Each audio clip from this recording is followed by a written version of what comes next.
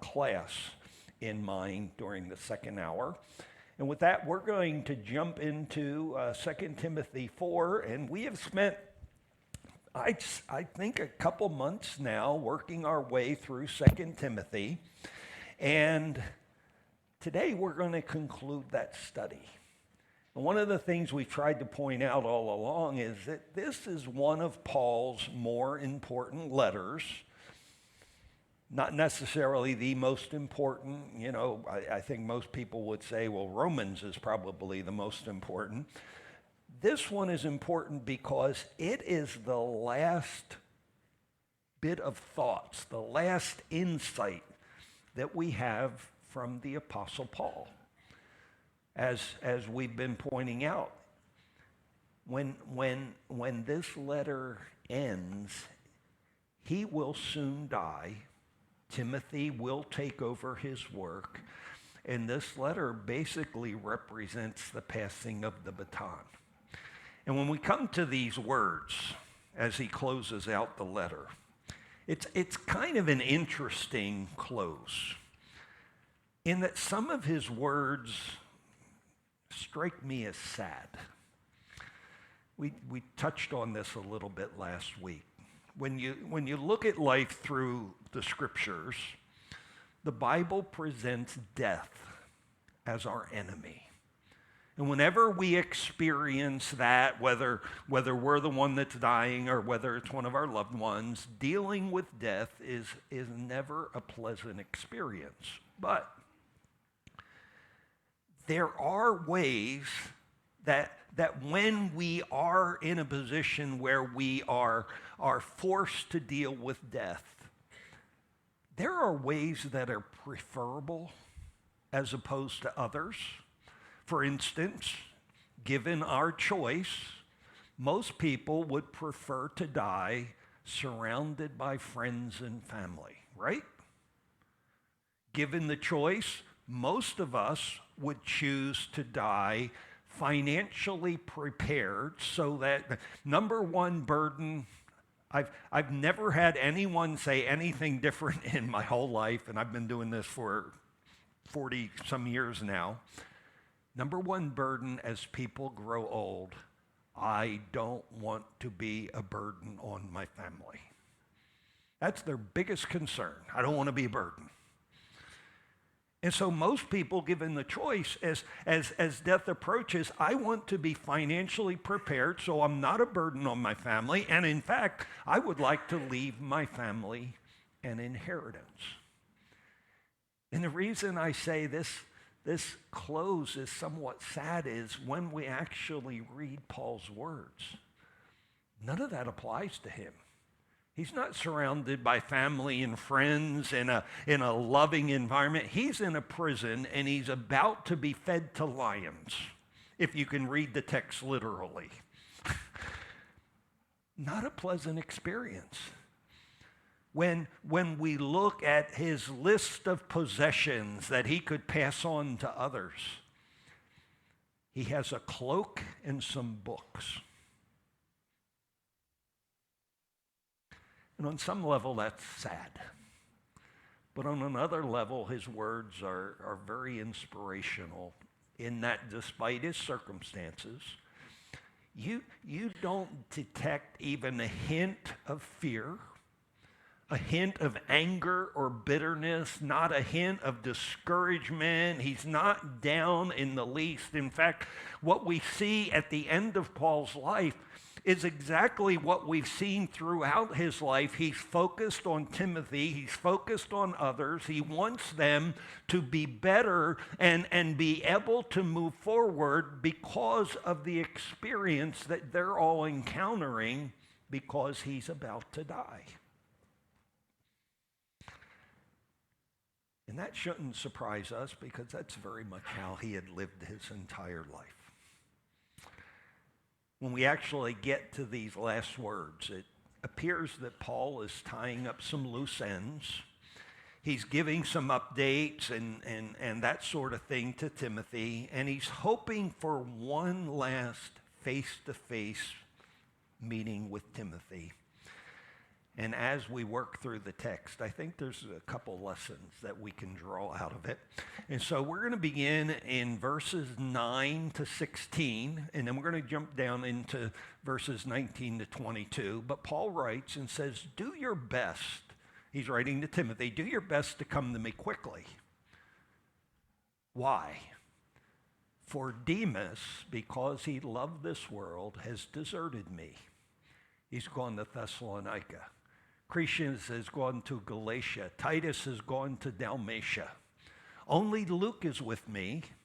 Get Mark and bring him with you because he is helpful to me in my ministry. I sent Tychicus to Ephesus. When you come, bring the cloak that I left with Carpus at Troas and my scrolls, especially the parchments. Alexander the metalworker did me a great deal of harm. The Lord will repay him for what he has done. And you too should be on your guard against him because he strongly opposed our message. At my first defense, no one came to my support, but everyone deserted me. May it not be held against them. And then dropping down to 19. Greet Priscilla and Aquila in the household of Onesiphorus. Erastus stayed in Corinth, and I left Trophimus sick in Miletus. Do your best to get here before winter. Eubulus greets you, and so do Pudens, Linus, Claudia, and all the brothers and sisters. The Lord be with your spirit. Grace be with you all. When I look at these verses, Paul references some 18 people specifically by name and a bunch of other people in a more general sense, my brothers and sisters, that sort of thing. And because he's focused on people and because of what he says about these people, I think the first lesson that we can draw out of this particular passage is how important it is for us to have healthy relationships. Our relationships, the people that are around us, the people that have an important role in our life, they will either make us better or they won't. They'll make us worse. And we see that in Paul's writings. And we're going to look at some of these people. And in fact, we're going to change the order we do that because it just makes better sense in my mind. But he starts with Timothy. And except for Luke, if you're familiar with what we know as the we, W-E, passages in the book of Acts, the we passages are the language Luke uses. He traveled with Paul during the second or the different missionary journeys that Paul went on. And Luke is the author of Acts, and when he uses the word we, it tells us, oh, Luke was there during that segment of the trip. And then when he uses the third person, and he's talking about Paul, but he's not using we, then we know, okay, Luke wasn't there. And because of those we passages, we know how much time, and we can infer how close Paul and Luke were. And except for Luke, who was also very close to Paul, probably no one in this list has the kind of relationship with Paul that Timothy had. Timothy was Paul's spiritual son. Paul was the one, it was the result of his ministry that Timothy became a Christian. And very early in Timothy's spiritual journey, he became a Christian during, as far as we can tell, as a result of the first missionary journey. On the second missionary journey, Paul saw within Timothy the potential. And so he chose Timothy to be a part of his team, and he became Timothy's mentor. And Paul had committed himself to discipling Timothy so Timothy could reach his full spiritual potential. And the fact that now, as Paul is about to die, the fact that he is basically passing the baton of leadership to Timothy shows you that Paul has confidence. Paul feels, yep, Timothy is at a place now where he's ready. He can assume this responsibility. They had spent significant time together over the years. Sometimes it was good times, oftentimes it was not so good time, but during that time, a bond had been forged. And so as Paul closes out the letter, what does he say to Timothy? Despite everything we've already covered, this is a much more personal note. Timothy, please try to come as quickly as you can. Come before winter. And he lists a couple reasons. One, and I would infer from the fact that Luke is the only one with him at the moment. I would infer some of it is get here as quickly as you can, because you know what? I'm kind of lonely. Luke's the only one here. And bring Mark with you so that we can have one last get together, because I value the relationship we have. So some of it is just the encouragement, the company, the support that comes in our relationships. Some of it is more physical in nature. Winter's coming. He left his coat, his cloak in Troas. That would be a heavy kind of outer garment. We almost think of it as a blanket, where Jesus says if someone wants your coat, give them your cloak also. It would be used as a blanket at night. Winter's coming. Hey, it's getting cold. Hey, when you come, bring my cloak. Help me keep warm. Bring my scrolls and my parchments. I doubt many of us have spent much time in jail, especially in ancient Roman jail. Probably a little bit different. My brother was a prison chaplain, and I toured the facility the one time, and they had a game room, and they all had televisions in their cell, and they had kind of I don't know what you'd call it, but a place where they could hang out when they weren't in the cell, and it was still prison, but I don't think Paul had a TV. I don't think there was some common area where they could hang out and play video games and stuff like that. I think he was in a prison, not much to do, and he's saying, bring my scrolls and bring my parchments. The difference is what they are written on. Some would be written on papyrus, which was reeds that were kind of mushed into paper. We would call it paper.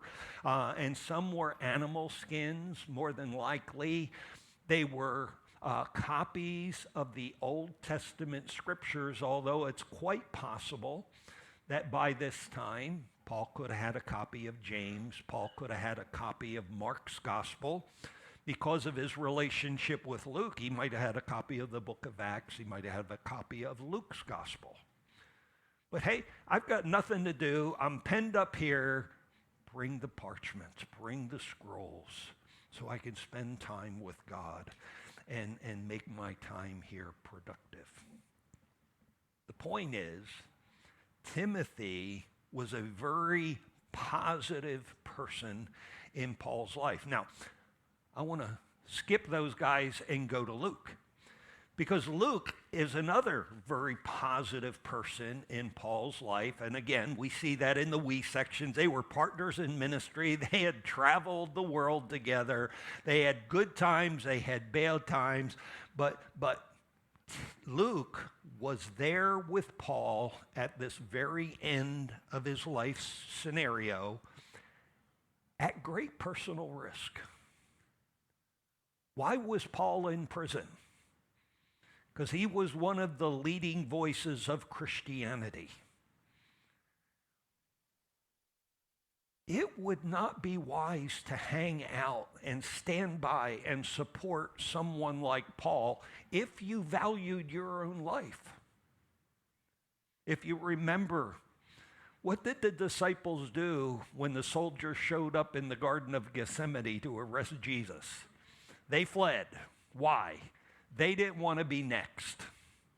And here's Luke standing by Paul's side, risking his life to be there to support his friend. The mention of Mark is very important because this is the Mark that had led to Paul and Barnabas parting ways at the beginning of the second missionary journey. And the reason that was true was during the first missionary journey, Mark was a part of the team. And when they got to southern Galatia, Mark had deserted. He went home and he quit.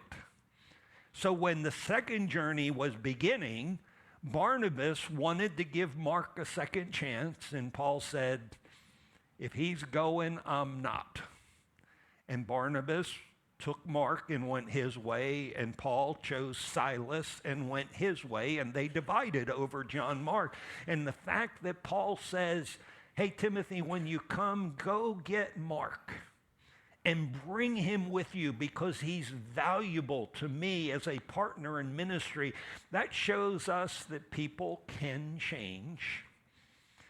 And Mark had changed in that over time he had proven himself to Paul, so that Paul now sees him as a valuable partner in ministry. And then there's Tychicus, who I suspect was sent to Ephesus because Timothy was in Ephesus, and Paul wants Timothy to come and be with him in Rome. And so Tychicus could fill the shoes that Timothy was occupying there in Ephesus while Timothy was traveling and coming to be with Paul. And I suspect that if given the choice, Tychicus would have preferred to stay and be with Paul and stand by his side, that sort of thing. And Paul said, no, I need you to do this. And because Tychicus had a servant's heart, and because he was a team player, he said, okay, I'd rather stay here. If you want me to go, I'll go. And I look at people like this, and where I'm going with this is, can you have too many Timothys and too many Lukes and too many Marks and too many Tychicuses in your life? Is that a bad thing to have people like that are part of your network of relationships, the kind of people that make you better, that make you more productive, that encourage you and refresh you, inspire? You can't have too many of those kinds of people. Unfortunately, they're not the only kind of people that we ever deal with. And so let's look at a few other people that Paul mentions, and we'll start with Demas. And if you're familiar with Paul's writings, you know that Demas and Titus and Crescens as well, these three men also had a special relationship with Paul. But as Paul is writing 2 Timothy, there's a huge difference between the Timothys and the Lukes and these guys. We could see Luke, we could see Timothy as positives, as bright spots that enriched Paul's life. That's not the case with Demas. Paul says, because Demas loved this present world, he deserted. Now, why did Paul say that? I assume because of conversations and interactions that they had.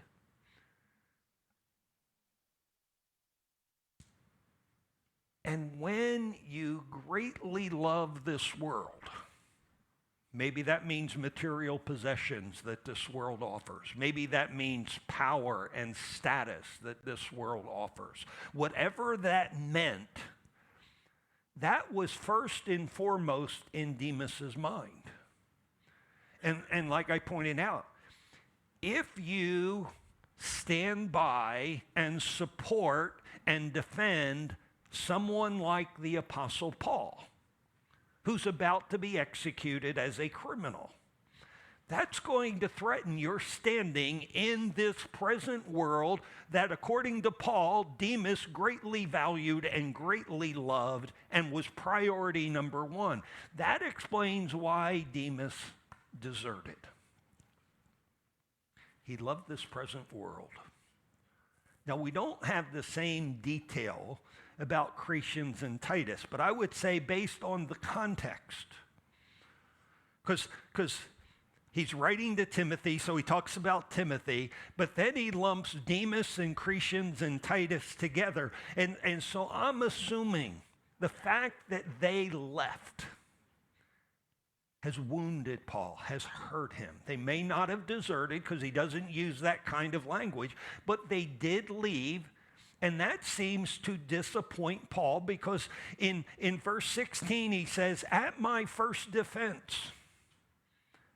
And the implication is there were people who could have stood by me. They could have supported me. They could have defended me. They could have been there for me and spoken up. At my first defense, no one came to my support. Everyone deserted me. May it not be held against them. And I think what we see here is that not everyone in our life is going to be a Luke, and not everyone in our life is going to be a Timothy. There are going to be people that disappoint us, people that fail us, people that let us down. There's a proverb, it's chapter 25, verse 19. When you place your confidence in an unfaithful man during a time of trouble, it is like a broken tooth and a foot out of joint, and I've had the pleasure of both of those experiences. And I hope never to have them again, because it is painful. And that's what I see Paul saying here. It was painful. I was counting on these guys to support me. And they all deserted. And it hurt. Now let's focus on one more guy. And Paul doesn't hold back. He doesn't pull any punches. He labels Alexander an enemy. And Alexander is a very common name in the ancient world. We don't know exactly who this Alexander is. We know there was a troublemaker in Ephesus that was a silversmith, and a lot of people say, well, this guy, Alexander the metal worker, and the silversmith in Ephesus, they have different names.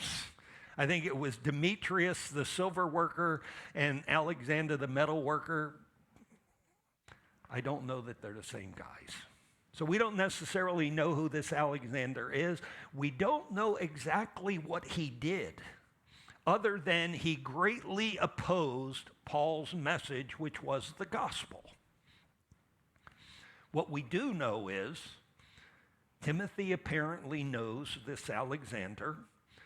We do know that Paul was absolutely confident that God was keeping score, because he says, you know what?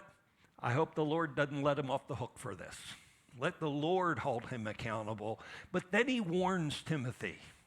Timothy, when you're dealing with this Alexander fellow, be on your guard, because he greatly opposed the gospel. And now that is what you're being entrusted with, the gospel. And so you need to be on guard. And I think there's a lesson there. When you look at our responsibility as the children of God, we are called to love our neighbors as ourselves, right? Does that include someone like Alexander, our enemy? Yeah, Jesus was real clear. Love even your enemies. A book that I told you about many times, Bold Love, points out that love is not a one-size-fits-all kind of application. And that if you try to love all people in the exact same way, sometimes loving them is actually hurting them. And so when you look at dealing with someone like Alexander, it doesn't mean, oh, well, I have to be naive and gullible so that they can take advantage of me and harm me. Because there are evil people that Satan uses to harm us. And so we don't have to be gullible. We don't have to be naive. And Dan Olander in Bold Love would suggest when you're dealing with evil people like Alexander was, here's what you need to do. Give them the gift of disappointment. Every time an evil person gets his way, every time an evil person is able to accomplish his goal in their relationship with us, that value of being evil is reinforced. And so he says, give them the gift of disappointment. And in doing so, what happens is you give everyone else in the vicinity a taste of God. And so when you look at this first few verses where Paul's focusing on all these people, I think the takeaway in our lives is we need to work, first of all, at being the kind of people that make others more productive. That's where the first kind of application should fall. I need to be more like a Timothy and more like a Luke in my own life, in how I relate to others, make others better because I'm a part of their life. But secondly, looking at the people in our lives and maximize the people that are productive, that make us better. Because we will not be able to escape the reality that not everyone is going to make us better. Some people will kind of erode and deflate and discourage and disappoint and hurt, and we can't get rid of them. In fact, sometimes they're the priority of our ministry. And so we better have a bunch of productive people in our lives so that we can handle the less productive people in our lives. Let's keep going here. We jump up to verses 13 and 17 that we skipped earlier. And in verse 13, Paul says, when you come, bring the cloak that I left with Carpus at Troas, and my scrolls, especially the parchments. And then dropping down to verse 17, the Lord stood at my side. He's talking about at his first defense where everybody deserted him. The Lord stood by my side and gave me strength so that through me the message might be fully proclaimed and all the Gentiles might hear it. And I was delivered from the lion's mouth. And when I look at these couple verses, it makes me think about how we tend to measure the quality of life these days. And if we look at our culture, the issue seems to be how much by way of material possession have you accumulated, or what is your title, or what is your status, or how much power did you, acquire during your life? And if we use that kind of measure, and I am not trying to be disrespectful of Paul at all, but if we use that measure, Paul was a loser because he had virtually nothing, and he's about to die as a criminal. As far as we can tell, he had this heavy outer garment, this cloak that he had left in Troas because he wouldn't need it until winter, and he had some books. There's no mention of a home. Certainly there's no 401k or IRA, there's no CDs, there's no stocks, there's no bonds, there's no savings, there's no titles, there's no status. Paul had lived off the support of the Christian community, and the nature of his work didn't allow for the accumulation of worldly possessions. And when you're on the wrong end of the powers that be, when you're at odds with the people that ruled the Roman Empire and who had authority in the Jewish community, it's hard to gain status and power in that kind of context. And so if we ask the question, well, wouldn't that mean Paul's life was a failure? And wouldn't that mean he had to be miserable because he didn't have any of that stuff that makes life great? All you got to do is watch a commercial. Don't you know, if you don't drive a Mercedes-Benz or an Audi or a Lexus or one of these luxury automobiles that you get at Christmas with the big bow on it, you can't possibly be happy. And if you don't have a luxury handbag or whatever luxury item, you can't possibly be happy. How could Paul have not been miserable? He had a cloak and some books at the end of his life. Well, I don't think he was miserable, and I don't think he was a failure. Because I think there is a much more important measure of life, and that is spiritual productivity.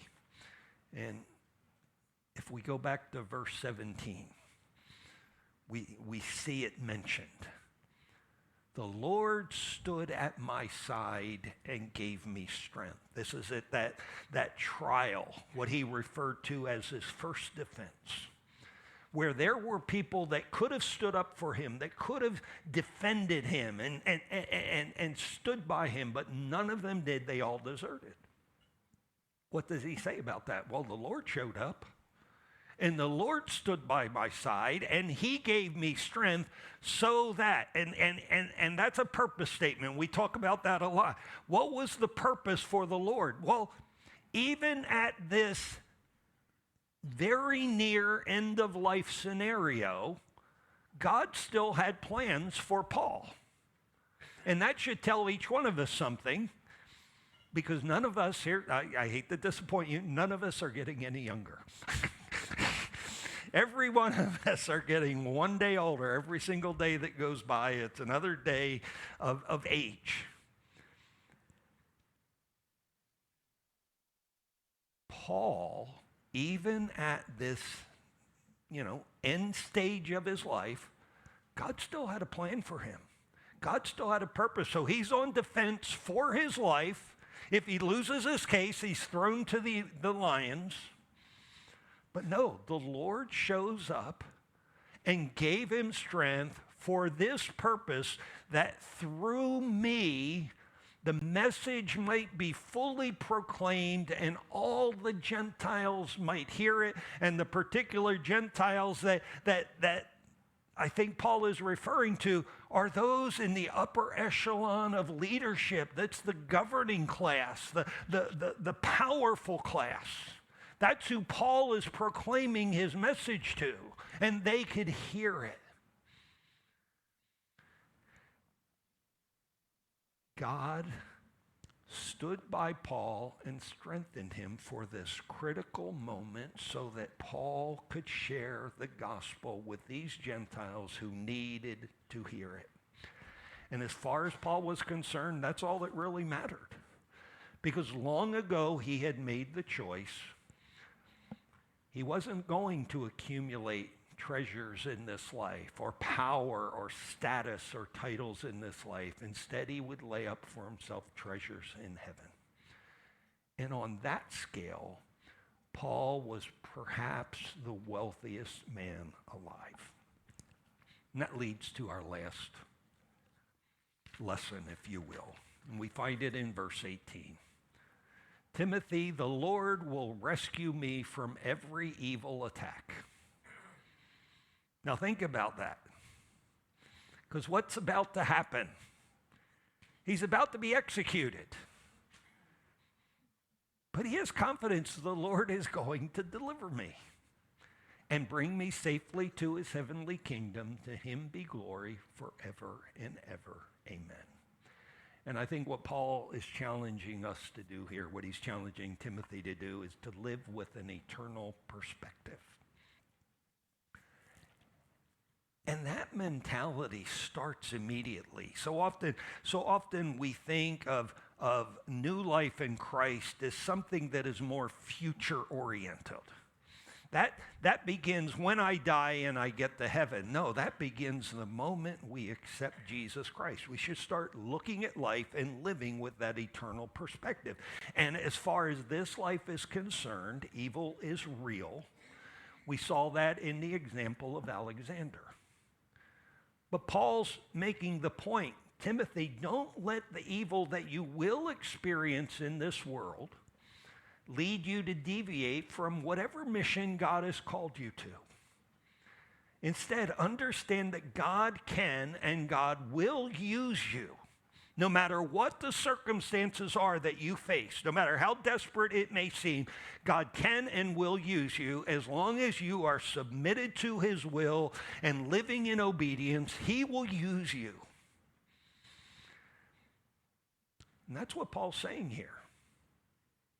He knows that he is under spiritual attack. He's been under spiritual attack pretty much his whole life. From the road to Damascus on, he has been, a target of satanic attacks. And this is just another one. But Paul's confident. He says, I know the Lord's going to protect me. He's going to rescue me until my work is done. And when my work is done, he will take me to be with him in eternity.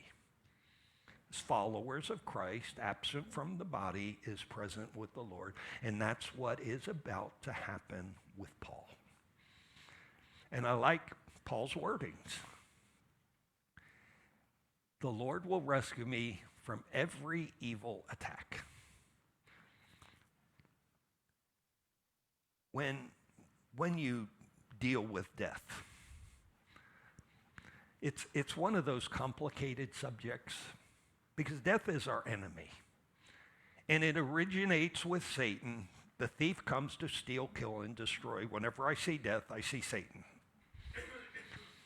But then there are times when death is also a relief. God can use that. But generally speaking, death is our enemy. I don't know how old Paul was in this moment. And I suppose that he could have had many more years serving Christ, doing great things as he had done his entire life. And for whatever reason, God is allowing this last brush with the Roman Empire and death to be the end. God's allowing that. I don't think God is doing that. Death is Satan's doing. It's not God's doing. So when I look at this, when Satan is doing his absolute worst, he's about to have Paul killed. What is God doing? God is swooping in and intervening in Paul's life, protecting him and rescuing him. He's taking him to heaven. Now, we're going to talk about this a little bit in depth in the coming weeks. We're going to spend 4 weeks looking at heaven. And then we're going to spend the 5th week where I'm going to encourage you, hand me questions. And the 5th week of our Heaven series is basically going to be, okay, so-and-so asked this question, let me try to answer it. And we'll only have that 5th week if we get enough good questions, because if we don't get any questions, we're just going to not have a 5th week, because the 5th week is to answer questions. So get your questions ready, but we're going to talk about heaven. And I don't know, there's a verse that Paul shared with the Corinthians, eye has not seen, neither ear heard, nor do we have the ability to comprehend what God has in store for those that love him.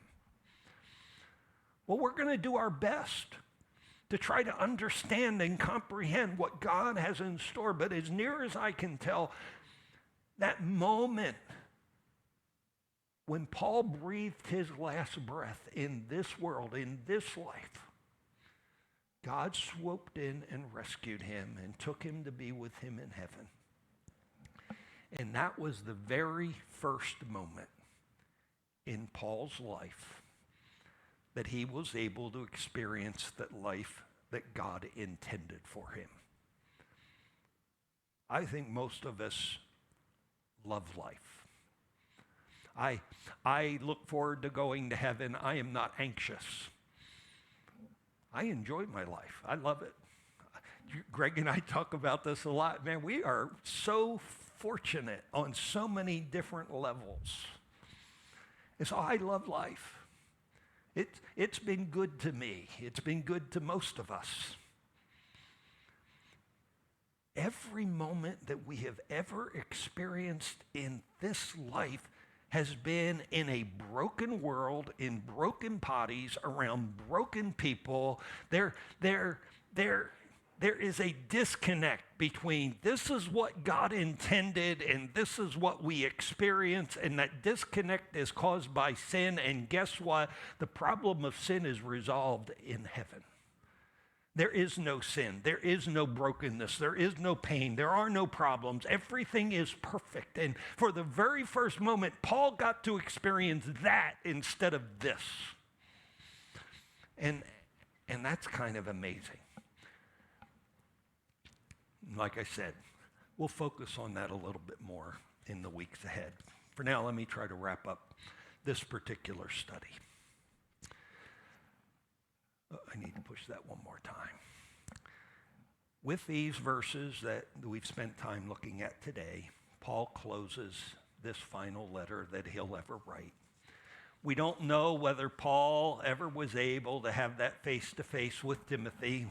We just don't know. What we do know is Paul was executed shortly thereafter. We know that Timothy built on Paul's ministry. And we know that God was faithful.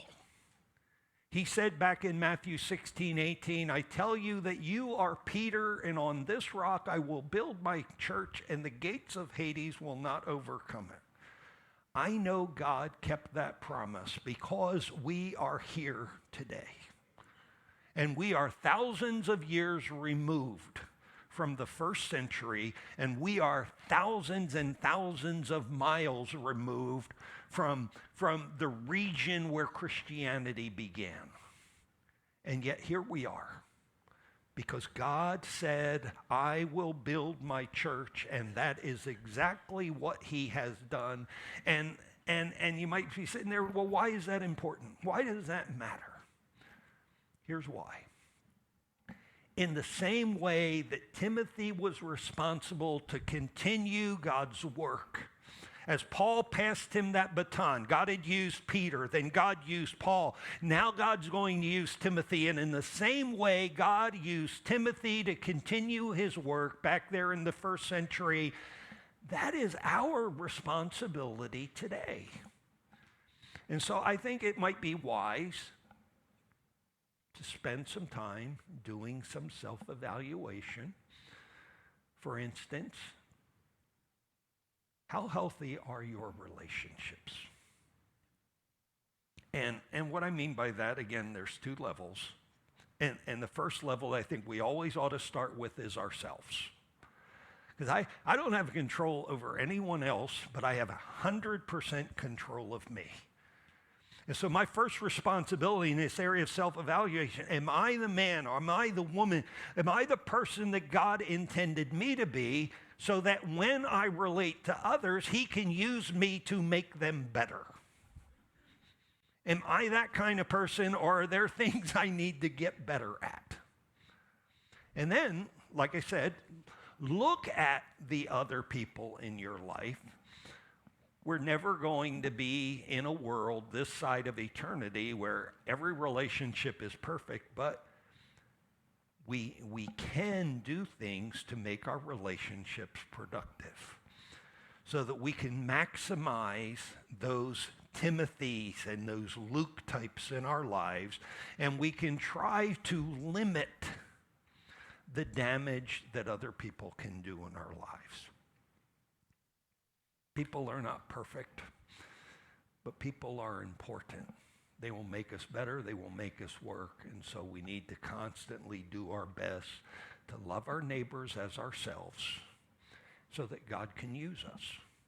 Another question, where are your values? Where are your priorities? I think I've seen it in t-shirts, and I think I've seen it in bumper stickers, and I'm not exactly sure what a M-E-M-E is online, a meme or a mem. I'm not sure even how to pronounce it, and I got better things to do than to waste my time. But I think I've seen it in memes or memes, whatever they are. The one with the most toys at the end of life wins, right? You've all heard that. I think John Ortberg wrote a book, and its title, I'll probably butcher it. It's something like, when you die, all the toys go back in the toy box. You don't get to take any of them with you. But yet there are people that they kind of focus on accumulating stuff and power and status and image and security when Jesus would call us to seek first the kingdom of God. Focus on advancing his will rather than our own. And the reason we ought to do that is because we need to factor in eternity. I like to say eternity is a long time. And all the treasures of this earth, they share something in common. They're temporary. And eternal riches are eternal. And I'd much rather enjoy eternal riches for eternity than temporary riches temporarily. And the reason I bring this up is because in my mind, we can learn a lot by paying attention to how Paul lived, taking a lead from him. Because I believe the more we follow his example, we will have the kind of impact that he had in so many lives. Can we pray together? Father, thank you for these final words. With their sadness, with their inspiration, with their reality, with their challenges. People are very, very important. But dealing with them can be really tricky business. And so I pray you'd give us wisdom and know how to proceed relationally so that we do love our neighbors as ourselves, but we do it in a way that maximizes productivity and minimizes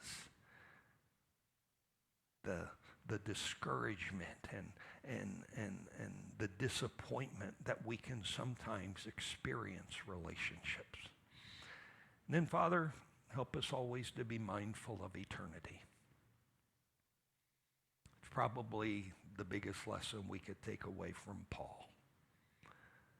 That he had such trust that God would use anything he faced for good. If he would just keep obeying and if he would just keep submitting, God would use it for good and God's will would be advanced. And that there would be that heavenly treasure awaiting him. Help us always factor that in so that as we live our lives, we focus on healthy relationships, we focus on what is important, so that one day when we stand before you, we hear, well done. May it be so in each of our lives, I pray in Jesus' name. Amen.